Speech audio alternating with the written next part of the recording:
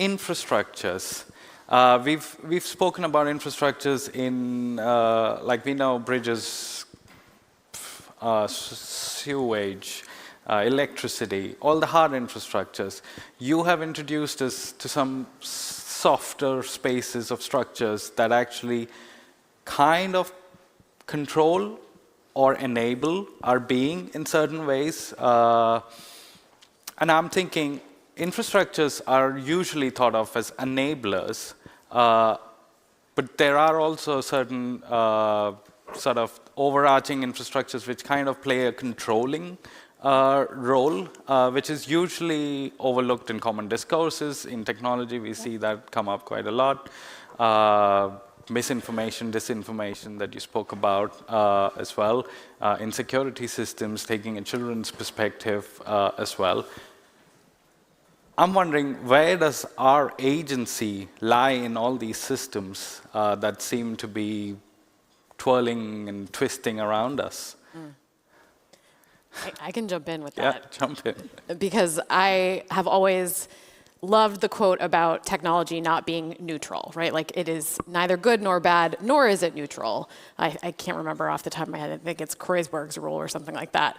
But the idea that humans are designing, making choices in those building of technologies, that there are constraints and there are choices, but there are also unintended use cases, right? So on both ends, there are intentions and there are goals and desires that people discover in applying the use of technology. And so I think that is part of where the tension lies in navigating these harms and benefits of technology, because all of those things are hard to pin down, unaccounted for, nearly impossible to anticipate. So I would also say that one of the I think so much of what our work on, I don't like calling it soft infrastructure because this shit is the hardest to build.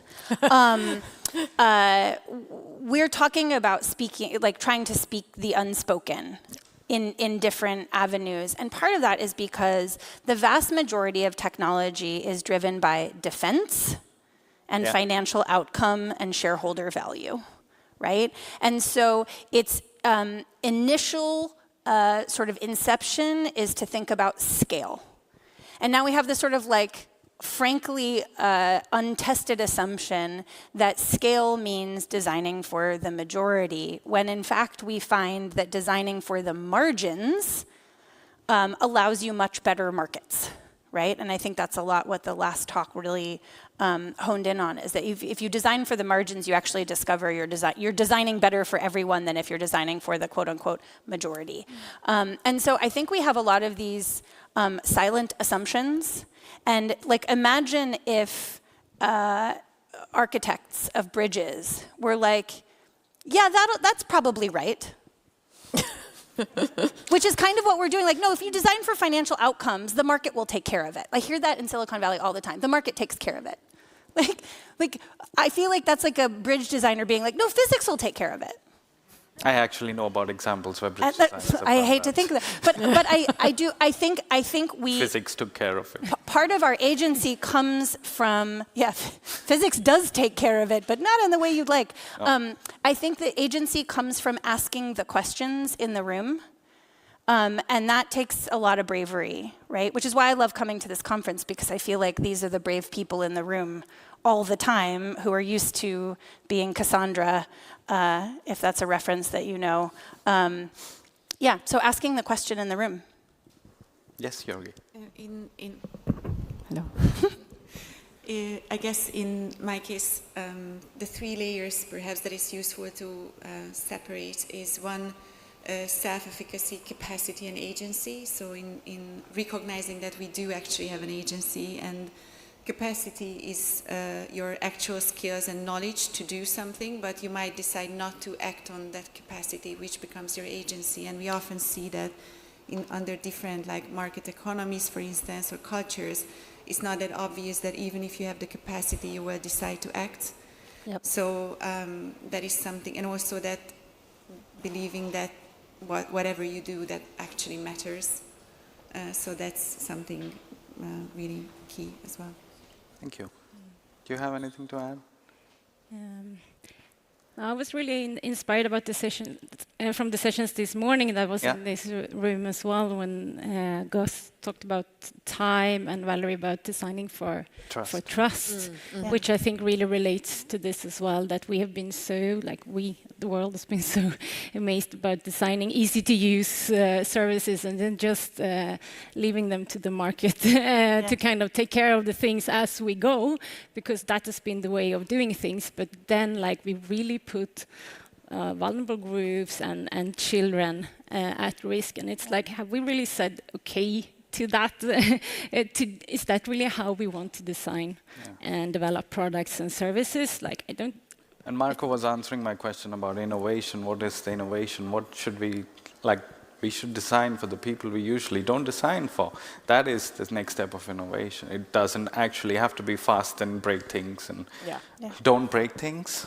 Yeah, we need Just to don't. innovate how we innovate is something I heard. I think it's... Can I add one more thing? So Yes. in terms of agency, I think this idea of the relation as well is really key. So if I take a step forward and I face exclusion and polarization or shame and blame, then so this is also important, that this is a relational space, so you feel braver and more courage if you are more accepted and welcomed with your voice. So, Thank you. Questions? Do I see any hands? There's someone in the back. Oh, yes. There's a mic there. Okay, so I have one question to the IKEA theme, everyone can answer it, of course. So I'm born in Småland, and I have 2 kids, small, at home. And when you asked about if I felt safe in my home, I was like, okay, yes, maybe we lock the door sometimes. But my home was actually my village, my little by, or mitt kvarter. So just this sort of 14 look-alike house that some architecture have sort of made for us. I felt safe because I couldn't run into any of the other neighbors, and therefore I felt safe because they were my community. Maybe that's why I love to be here today, because you are my community. So changing perspective to IKEA. I know you can't sell furniture anymore. We don't need any more things. So are you going to design more these sort of playful areas that is safe for our kids? Or, are you going to start to do something else where we actually can meet in a fun way that we can do outside here? That would be lovely. And what is safety when it comes to urban planning? So, I'm just curious about your perspective and to have fun, even as older adults. Thank you. I think maybe that's a question. I don't have an answer for that. My main focus as researcher and for this project was particularly born about the curiosity about understanding homes from these different perspectives. This sort of briefs rarely start with a clear idea of what is the outcome, but in the case of this study, it was really building a foundation, and for the first time, kind of bring that perspective. Then from here, the project different take baby steps by itself. So. But I think it's interesting how you bring up also the importance of community, which is also something that you, Monica, shared this morning, I think, and other speakers here as well. And it was something we talked a lot about during this research, because we started with the focus was smart safety in the home.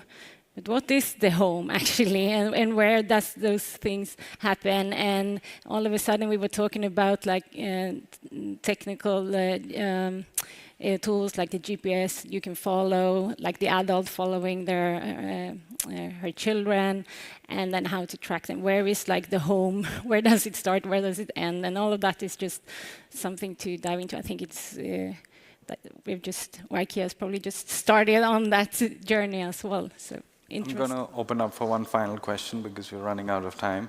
There was yes. There were more there. Maybe. Hello.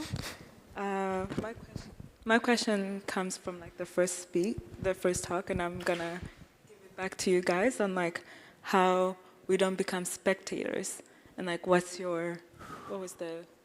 remember. Wait. Yes.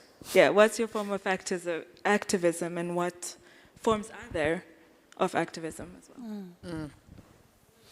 You kick off while giving talks in places like this. That has been for, and just understanding my different hats and how their intentions. So me as an individual or as a person who love traveling to see my family and flying sometimes, without climate shaming, because that's also not a good option.